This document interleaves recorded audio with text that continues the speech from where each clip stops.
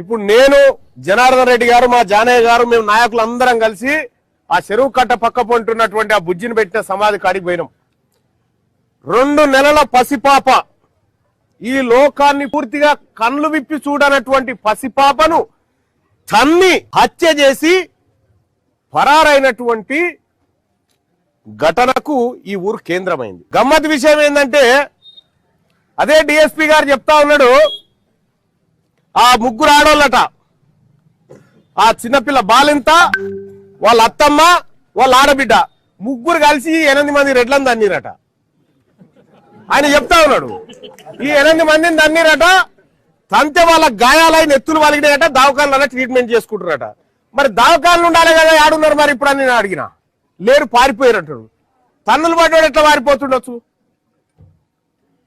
ఒక మాయా మచ్చింద్ర మాయాజాలం చేసి ఇక్కడ ఉన్నటువంటి ఎమ్మెల్యే గారు ఈ కేసును తప్పుదోవ పట్టించి ఒక మా బీసీ వర్గాల బిడ్డ పైన దాడులు చేస్తున్నటువంటి క్రమంలో ఎమ్మెల్యే గారికి ఎమ్మెల్సీ గారికి ఏమాత్రం నిజాయితీ ఉన్నా ఈ వర్గాల పక్షాన నిలబడి అలా తప్పు అని చెప్పి చెప్పాల్సినటువంటి ఎమ్మెల్యే ఓ దిక్కు వారిపోతాడు, ఓ దిక్కు పోలీసులు తప్పించుకుంటారు, ఇంకోవైపు ఊర్లలో ఉన్నటువంటి ఈ ఎవరైతే దాడి చేసిన వాళ్ళు ఉన్నారో వాళ్ళు తప్పించుకొని పోతా ఉన్నారు. ఎన్ని రోజులు తప్పించుకుంటారు? నేను ఈ ఊరి నడిబొడ్డికి వచ్చి చెప్తా ఉన్నా, మిమ్మల్ని వదిలిపెట్టే ప్రసక్తే లేదు. మీరు ఎక్కడ దాక్కున్నా, ఏ ఊర్లో ఉన్నా, ఏ ఎమ్మెల్యే క్యాంప్ ఆఫీస్ లో ఏసీ రూమ్ లో పడుకున్నా మిమ్మల్ని గుంజుకా వచ్చేటువంటి రోజు తప్పకుండా వస్తుంది, మిమ్మల్ని తన్నే రోజు తప్పకుండా వస్తుంది. మేము న్యాయ వ్యవస్థ మీద నమ్మకంతో చెప్పినాం, అధికారం చెప్పినాం. దాడి జరిగిందేమో ఆ రజకుల బిడ్డల మీద జరిగింది దాడి.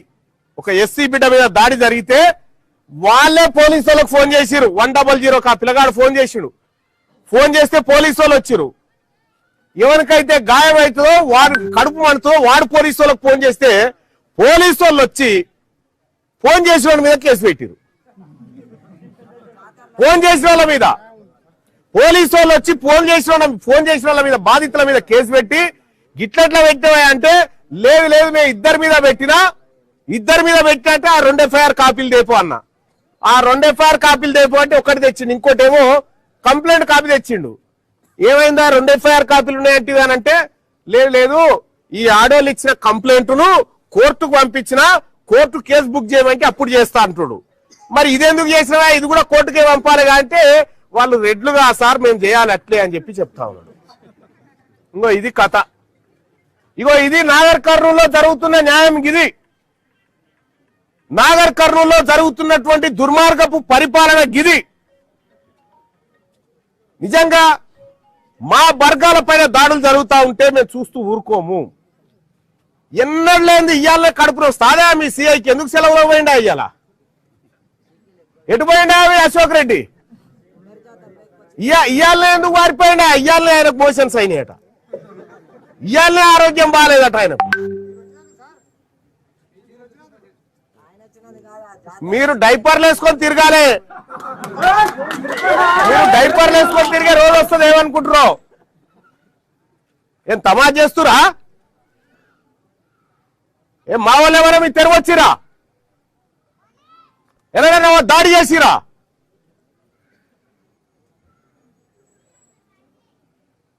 ఈ గ్రామంలో చెప్తానుంటాడు కదా జనార్దన్ రెడ్డి గారు, ఇది సామరస్యంతో కొనుక్కున్నటువంటి గ్రామం.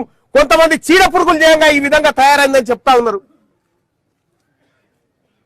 మీరు నిజంగా అధికారం మీ దగ్గరనే ఉంది కదా, ప్రభుత్వం మీ దగ్గరనే ఉంది, ఎమ్మెల్యే మీ వాళ్ళే, ఎమ్మెల్సీ మీ వాళ్ళే, అన్ని మీ వాళ్ళే కదా. తాళాలు వేసుకొని ఎందుకు వారిపోయారు రాబాయి? మరి ఎందుకు వారిపోయారు? ఆడున్నారు. ఇందులో ఎవరెవరు ఇన్వాల్వ్ అయినా వాళ్ళని వదిలిపెట్టే ప్రసక్తే లేదు, వాళ్ళని వేటాడుతాం. ఎమ్మెల్యే గారికి ఏమాత్రం చిత్తశుద్ధి ఉన్నా, మా బీసీల పట్ల ఎస్సీ ఎస్టీల పట్ల ఏమాత్రం చిత్తశుద్ధి ఉన్నా నాగర్ కర్నూలు నడి చౌరస్తాలో ముక్కు 4 రాసి తప్పు అయిపోయింది, మావోడు చేసింది తప్పు అని చెప్పాలి. లేదు అంటే ఎమ్మెల్యే గారు మీరు కూడా రాజీనామా చేయండి, చేసినాక అప్పుడు మా వాళ్ళ ఓట్లు అడగండి, అప్పుడు చెప్తాం మీ సంగతి. గ్రామస్తులందరూ కూడా చెప్తా ఉన్నా, కలిసి బతుకుదాం, కలిసి మెలిసి బతుకుదాం. ఎవరి సొమ్ము ఎవడు అడుగుతలేడు. కానీ ఈ కులాల పేరుతో మా నిమ్న కులాల పైన దాడులు చేస్తే ఊరుకోవడానికి సిద్ధంగా లేం. ఇలా తెలంగాణ రాజ్యాధికార పార్టీ నుంచి నేను మా బీసీ బిడ్డకు అన్యాయం జరిగింది, ఆ బీసీ బిడ్డ ఇల్లు చూసొచ్చిన వాళ్ళ పరిస్థితి చూసొచ్చిన ఈ వేదిక నుంచి చెప్తా ఉన్నా, నాకు కాపాడమే కాదు అన్ని రకాలుగా తెలుసు. అందుకే ఆ కుటుంబానికి తెలంగాణ రాజ్యాధికార పార్టీ నుంచి 2 లక్షల రూపాయలు సాయం చేస్తా ఉన్నా, ఆర్థిక సాయం చేస్తా ఉన్నా. ఆ బిడ్డను 2 లక్షల రూపాయలతో నేను తీసుకురాకపోవచ్చు. ఇప్పుడే జనార్దన్ అన్న 1 లక్ష రూపాయలు ఆ కుటుంబానికి అనౌన్స్ చేసిండు. ఈ 2-3 లక్షలతో మేము ఆ బిడ్డను లేపుకురాము, ఆ బిడ్డను ఆ బొందలోంచి తీసుకురాలేము. కానీ ఇంకొక బిడ్డ అటు సైడ్ పోకుండా మాత్రం ఖచ్చితంగా కావాలంటాం. ఈ నాగర్ కర్నూలు జిల్లాలో ఏ ఒక్క బిడ్డకు ఆపదొచ్చినా తీన్మార్ మల్లన్నగా మీకు అందుబాటులోకి వస్తా అని చెప్పి మీ అందరికీ తెలియజేసుకుంటూ, ఇంకొక విషయం, నేను ఇప్పుడు అనుకుంటే మీ ఇళ్లలో ఒక్క కుండి కూడా మిగిలనియకపోతుంటే, కానీ నేను ఆ ఉద్దేశంతో రాలేదు. ఇంకోసారి ఆ తప్పు చేయకుండా వార్నింగ్ ఇచ్చిపోవడానికే ఈ ఊరికి వచ్చిన. ఇంకోసారి అటువంటి తప్పులు జరిగితే మేమేం కంప్లైంట్ ఇచ్చేంత మంచి మనుషులం కాదు. మేము రాష్ట్రంలో ఎక్కడైనా సరే మేము అంత మంచి వాళ్ళం అయితే కాదు.